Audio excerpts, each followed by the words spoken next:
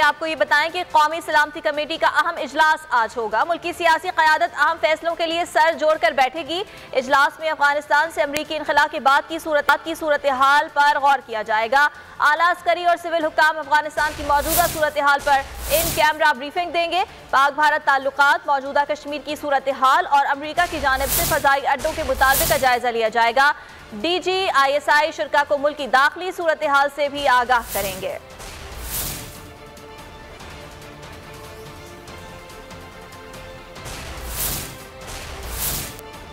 कश्मीर पर किसी किस्म का कोई समझौता नहीं होगा जब तक भारत 5 अगस्त का इक़दाम वापस नहीं लेता। किसी किस्म की बात नहीं करेंगे।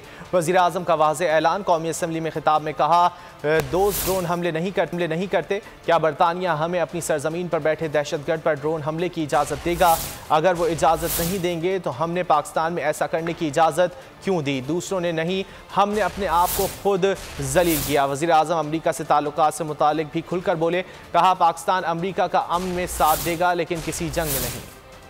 पाकिस्तान हर सतह पर अमन के लिए कोशा है। पाकिस्तान खित्तों के दरमियान पुल का किरदार अदा कर रहा है।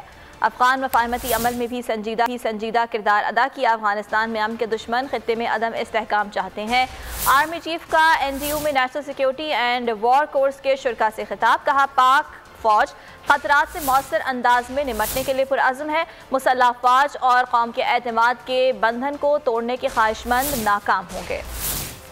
अफगानिस्तान में अमन के दुश्मन खत्ते में अदम इस्तेकाम चाहते हैं। आर्मी चीफ का NTU में national security and war course के शुरा से खिताब। जनरल कमर जावेद बाजवा ने स्ट्रैटेजिक और इलाकाई सूरत हाल पर तफसीली इजहार ख्याल करते हुए कहा, पाकिस्तान हर सतह पर अमन के लिए कोशा है। खित्तों के दरमियान पुल का किरदार अदा कर रहे हैं। अफगान मफाहमती अमल में भी पाकिस्तान ने संजीदा किरदार अदा किया। आर्मी चीफ ने इस अदम का इजहार किया कि पाक फौज मुख्तलिफ नौयत के खतरे से मौसर अंदाज में निमटने के लिए पुरअज़्म है। मुसल्लह फौज और अक़वाम के एतमाद के बंधन को तोड़ने के ख्वाहिशमंद नाकाम होंगे। जनरल कमर जावेद बाजवा का कहना था कि पेशा वराना महारत, फर्ज शनासी पाक फौज का तर्रा इम्तियाज है। बेहतरीन मजीद तरबियत याफ्ता और मुतारिक फौज किसी भी चैलेंज से निमट सकती है। उन्होंने कश्मीरियों के हक़ खुद इरादियत की हिमायत की और जोर दिया कि मसले कश्मीर का पुरअमन हल UN की करारदादों के मुताबिक होना चाहिए। सिपा सलार ने शुरा को तरबियती और प्रोफेशनल तैयारियों को मजीद निखारने के लिए हिदायत भी की। कहा, मौजूदा डॉक्टर आइन को बेहतर से बेहतर बनाने के लिए कोशा है। मॉडर्नाइजेशन और टेक्नोलॉजी इख्तियार करना वक्त की अहम जरूरत है। ISPR के मुताबिक जनरल कमर जावेद बाजवा ने कोर्स मुकम्मल करने वालों को मुबारकबाद दी। अफसरान को बेहतरीन महारतें और सलाहियतें बरूए कार लाने की हिदायत।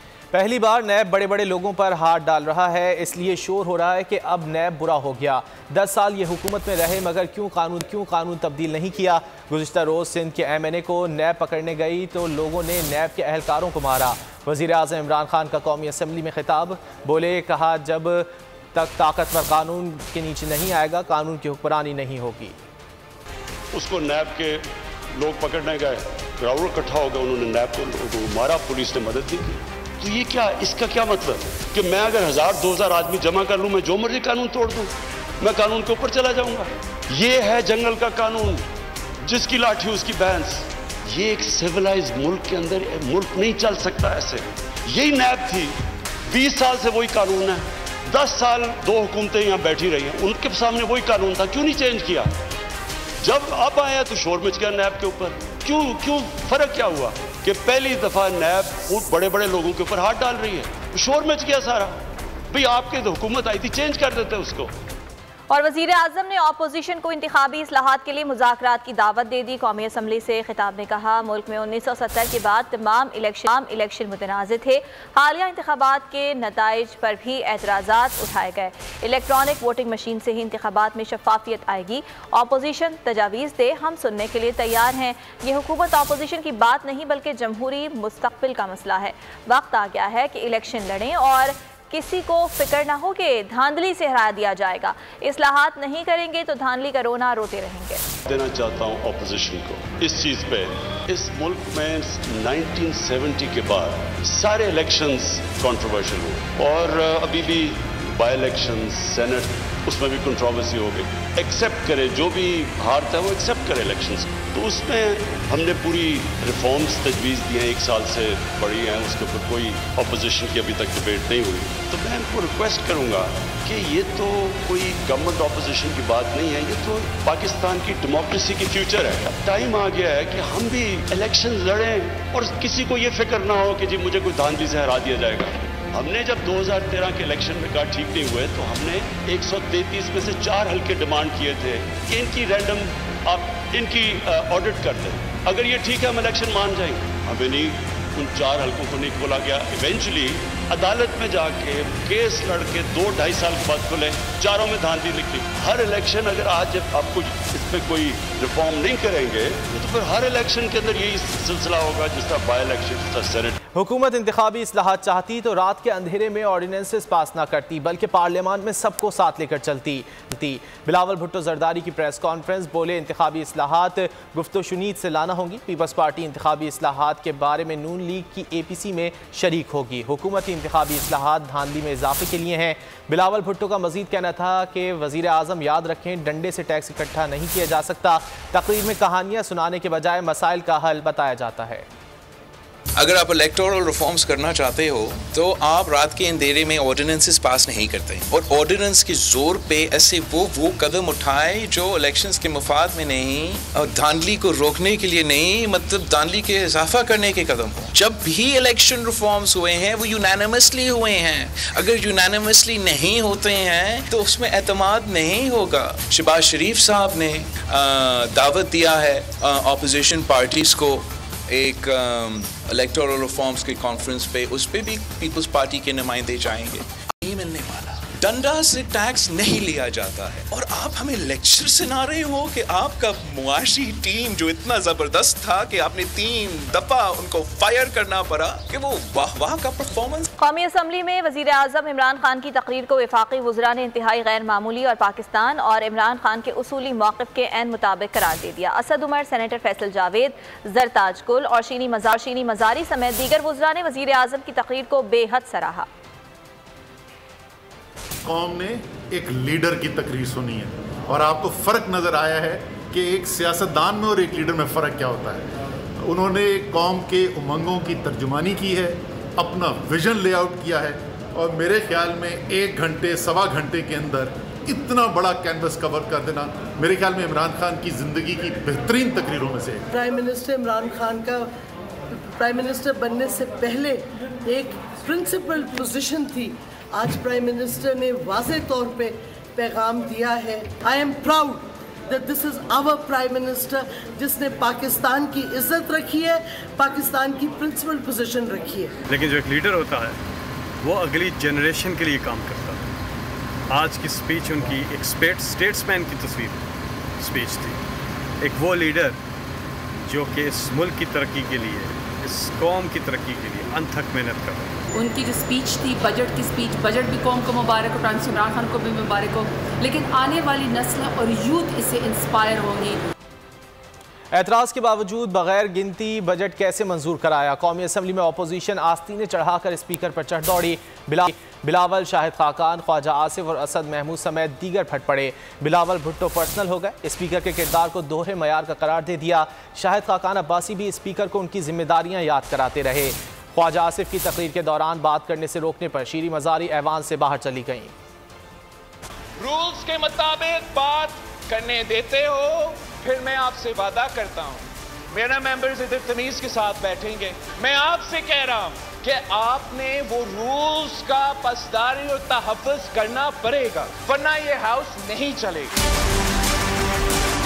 अगर आप रूल्स के मुताबिक बात करने देते हो, फिर मैं आपसे वादा करता हूँ मेरा मेंबर्स इधर तमीज के साथ बैठेंगे। मैं आपसे कह रहा हूँ कि आपने वो रूल्स का पासदारी और तहफ़्फ़ुज़ करना पड़ेगा, वरना ये हाउस नहीं चलेगा। ये इस हाउस की बदकिस्मती है, हमारी बदनसीबी है कि 3 साल में ना ये हाउस रूल्स के मुताबिक चलता है, ना ये हाउस आइन के मुताबिक चलता है, ना ये हाउस पार्लिमानी रवायात के मुताबिक चलता है। जो कल रात की बात है कि अगर एक वोट आप करवा लेते तो क्या कोई क़यामत आ जानी थी? आप पे तौफीक ना हुई तो कम से कम नुमाइंदगी के लिए तो यहाँ आ सकते।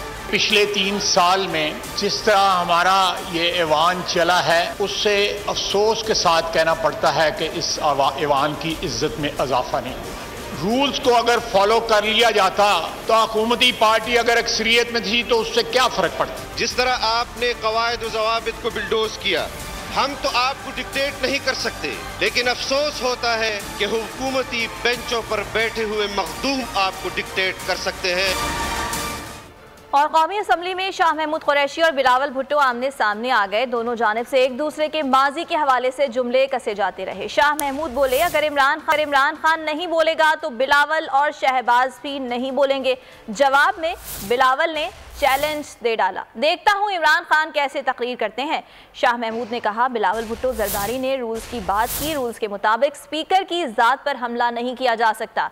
स्पीकर से इख्तिलाफात हो सकता है मगर चेंबर में जाकर बात होती है। और अब जिक्र पेट्रोलियम मसनूआत का। वफाकी हुकूमत ने पेट्रोलियम मसनूआत की कीमतों में इजाफा कर दिया। वज़ारत ख़जाना की जानिब से जारी बयान के मुताबिक पेट्रोल की फ़ी लीटर कीमत में 2 रुपये इजाफे के बाद नई कीमत 112 रुपये 69 पैसे होगी। ISP डीजल की कीमत में 1 रुपया 44 पैसे फ़ी लीटर इजाफे के बाद नई कीमत 113 रुपये 99 पैसे मुकर्रर हो गई है। पेट्रोलियम मसनूआत की कीमतों में इजाफे पर आवाम ने अपना शदीद रद्द-ए-अमल जाहिर किया है। बरसा हुकूमत का एक और हथौड़ा, महंगाई ने आम पाकिस्तानी को कहीं का नहीं छोड़ा। PTI हुकूमत ने पेट्रोल बम गिरा दिया। पेट्रोल की कीमत में 2 रुपए फी लीटर इजाफा, नई कीमत 112 रुपए 69 पैसे फी लीटर मुकर्रर कर दी गई। हाई स्पीड डीजल की कीमत में 1 रुपया 44 पैसे जबकि लाइट डीजल की कीमत में 3 रुपए 72 पैसे इजाफा कर दिया। नई कीमतों का इतलाक आज से होगा। पेट्रोलियम मसनूआत की कीमतों में इजाफे पर अवाम मुश्तइल, कहते हैं अब सिर्फ हमारी जान निकालना बाकी है। महंगाई इस हद तक बढ़ गई है कि इज्जत की रोटी कमाना मुश्किल हो गया है। आम आदमी क्या करेगा, वही मुर्गियाँ लेंगे इंशाअल्लाह ताला। ये लोगों को मिसाल के तौर पर अभी 2 रुपये महंगा किया है, अगले महीने जो है ना 1 रुपये सस्ता करके फिर जो है 4 रुपये महंगा। मजीद और मतलब परेशानी का सामना करना पड़ेगा। महंगाई पे महंगाई बढ़ती जा रही है। आम अफराद का ये भी कहना था कि हुकूमत अवाम को तंग कर रही है। 1 रुपया कम करके 5 रुपया बढ़ाया जाए। बजट मंजूर होते ही महंगाई के आफ्टर शॉक्स का सिलसिला जारी है। पेट्रोल की फी लीटर कीमत में 2 रुपये, हाई स्पीड डीजल की कीमत में 1 रुपया 44 पैसे फी लीटर इजाफा हो गया है। आवाम के क्या तासुरात हैं, जान लेते हैं बोल न्यूज़ के नुमाइंदे फयाज बुखारी से। फयाज बताएगा आवाम क्या कहते हैं। 114 रुपये फी लीटर के करीब पहुंच चुकी है, जबकि अगर डीजल की बात की जाए तो उसमें भी 1.5 रुपये का इजाफा कर दिया गया है। और 1.5 रुपये इजाफे के बाद जो डीजल की नई कीमतें हैं वो 114 रुपये से भी तजावुज़ कर चुकी है। जबकि शहरी जो है वो हमेशा से परेशान दिखाई देते हैं, पेट्रोल का रोना रोते दिखाई देते हैं। मजीद हम लोगों से भी जानते हैं, आप ये बताइएगा पेट्रोल महंगा होने से कितनी परेशानी होती है। परेशानी कोई बचत ही नहीं हो रही है, जो तनख्वाहें कम में बढ़ी नहीं है, जाते आते हैं पेट्रोल में सब पैसे लग जाते हैं। अभी भी गाड़ी बंद हो गई है, रात को होगा, पेट्रोल भी पूरा नहीं आता है। ऐसे ही महंगा है, ऊपर से पेट्रोल डलवाओ वो भी ख़त्म हो जाता है। बिल्कुल आप सही कह रहे हैं कि शहरी जो है वो यही कहते नज़र आते हैं कि पेट्रोल एक ज़रूरत की चीज़ है, रोज़ाना की बुनियाद पर इसे इस्तेमाल किया जाता है और इसी के ज़रिए तमाम ट्रांसपोर्ट और खाने पीने की चीज़ें भी ले जाई जाती है, जिससे सिर्फ पेट्रोल नहीं महंगा होता है जबकि इसके साथ ही दीगर चीज़ें भी महंगी हो जाती हैं। जबकि लोगों ने ये भी तजवीज़ दी है कि अगर ग्रीन लाइन मनसूबे को स्टार्ट कर दिया जाए, ऑरेंज लाइन मनसूबा शुरू कर दिया जाए या रेलवे का KCR स्टार्ट कर दिया जाए तो शहरियों को काफ़ी हद तक रिलीफ मिल जाएगा और पेट्रोल के लिए यूँ मारा नहीं फिरना पड़ेगा। ठीक है, फयाज बुखारी अवाम की राय आपने हम तक पहुंचाई, बहुत शुक्रिया आपका। और अब बात कर लेते हैं कि हरीम शाह की शादी हुई या नहीं। $1 मिलियन का ये सवाल है। मेकअप आर्टिस्ट के निकाह की तस्वीर से मुताल्लिक दावों में तजाद सामने आ रहा है। हरीम शाह की शादी के जोड़े में सोशल मीडिया पर गर्दिश करने वाली तस्वीर से मुताल्लिक कश्फ सैलून की मेकअप आर्टिस्ट कश्फ रिजवान ने यह बताया है कि तस्वीर तशहीर के लिए करवाए गए फोटोशूट की हैं, जिसके लिए लिबास, मेकअप और यहाँ तक कि फोटोशूट की लोकेशन भी उनकी तरफ से ही प्रोवाइड की गई थी। और हरीम शाह की जानिब से तस्वीर में दिखाया गया हाथ उनके दोस्त हसन का है। कश्फ का यह भी कहना है कि इन तस्वीर के लिए हरीम शाह का मेकअप उन्होंने खुद किया था।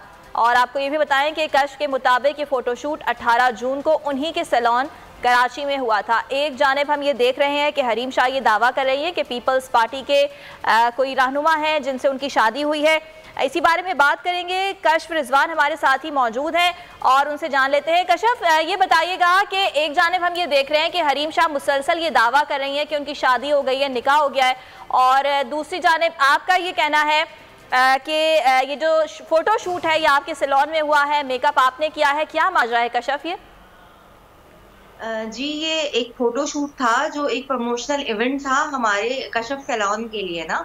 तो उन्होंने जो है वो हम पहले से तय था ये सब कि जो है ये इस दिन शूट होगा और इतना जो है वो अमाउंट दिया जाएगा और कपड़े होंगे, और शादी और वलीमे का शूट था जो 3 बजे शुरू हुआ था और तकरीबन रात के 9 बजे तक चला था। अच्छा कशफ, कहीं आपके सैलून की जानिब से भी ये पब्लिसिटी स्टंट तो नहीं? क्योंकि हम देखते हैं कि हरीम शाह तो पब्लिसिटी स्टंट्स करती रहती हैं खबरों में इन रहने के लिए, कहीं आप लोग भी जो है वो इसी चीज़ का सहारा तो नहीं ले रहे? नहीं सर, आप जो है हमारे इंस्टाग्राम पे और फेसबुक पे ऑफिशियली ये शूट डला हुआ है और बहुत सारी वीडियोस भी हैं जो उनकी तरफ के हैं, जो उन्होंने ही बनाई थी अपने इंस्टाग्राम पे और हमारे इंस्टाग्राम पे डालने के लिए। जैसे एक प्रमोशनल इवेंट होता है, जैसे किया जाता है, वैसे ही हुआ है। ठीक है कशफ, जो हाथ हरीम शाह की जानिब से दिखाया जा रहा है वो हाथ किसका है, इस बारे में भी वजाहत करेंगी आप? नहीं, इसके बारे में मुझे कुछ नहीं पता। हाँ, जो कपड़े और जो दोनों ड्रेसेस, जो शादी और वलीमे के ड्रेसेस, जो बहुत सारे तस्वीरें डली हुई हैं, तो वो हमारे शूट की हैं और हमारी लोकेशन की हैं। कशफ, तस्दीक आप किस तरह करेंगी, कितनी पेमेंट की गई शाह की उनको, और ये भी बताइएगा कि कोई रसीदें वगैरह हैं जिससे तस्दीक की जा सके इस तमाम तर जो मामला है उसकी? नहीं, रसीदें तो नहीं है, बट ये है कि उनसे जाहिर सी बात है कांटेक्ट हुआ था, कॉल पे कांटेक्ट हुआ था और वॉइस पे कांटेक्ट हुआ था, तो वो जरूर मौजूद है। बट ये है कि वो उनको 30,000 हम लोगों ने पे किए थे फॉर शूट। ठीक है कशफ, ये भी बताइएगा कि राब्ता इस फोटो शूट के लिए आप लोगों ने हरीम शाह से किया था या हरीम ने आपसे राब्ता किया था? और ये भी बताइए कि अब जब हरीम ये दावा कर रही हैं कि ये जो तस्वीर हैं ये उनके निकाह की हैं, तो उसके बाद आपका कोई राब्ता हुआ है हरीम से? नहीं, ये मैंने राब्ता किया था। मेरी एक क्लाइंट थी, उन्होंने मुझे एक फोटो शूट करवाना था अपने सैलून के लिए, तो उन्होंने मुझे रिकमेंड किया कि आप उनको ले लो, वो उनका फेस थोड़ा अच्छा है, ब्रॉड है, तो वो मैंने फिर उनसे राब्ता किया। उन्होंने मुझे नंबर दिया, तो मैंने उनसे राब्ता किया, तो उन्होंने फिर मुझे अगले दिन रिप्लाई कर दिया था कि आप मतलब वही जैसे एक अमाउंट डिसाइड होता है, एक टाइम डिसाइड होता है, उनका वक्त लिया गया, और एक शूट जैसे प्लान होता है प्री प्लान, वैसे ही ये शूट भी एक प्री प्लान था। ठीक है कशफ, कितने पैसे लिए हरीम शाह ने शूट किया आपसे? 30,000। ठीक है, और ये जो ब्राइडल शूट था इसमें सिर्फ दुल्हन जो थी वो शादी की निकाह की ब्राइडल शूट था या फिर वलीमे का शूट भी हुआ था इसमें? ये दोनों शूट थे, ब्राइडल शूट भी था और वलीमे का शूट भी था। अच्छा कशफ, ये बताइएगा उसके बाद राब्ता हुआ आपका हरीम से? नहीं, उस शूट के बाद मेरा जरूर राब्ता हुआ था फॉर पिक्चर्स वगैरह जो होती हैं। फोटोग्राफर भी हमारा था, हमारे थे, सब स्पॉन्सर था, ज्वेलरी भी हमारी थी, सब कुछ था। तो उसके बाद राब्ता हुआ मेरा 2-3 दिन, पर जब ये बहुत ज्यादा तस्वीरें वायरल हुई और ये दावा किया गया तो मैंने उनको वॉइस किया, बट उन्होंने जो है वो रिप्लाई नहीं किया मुझे कोई। ठीक है कशफ, आपके वक्त का बहुत शुक्रिया।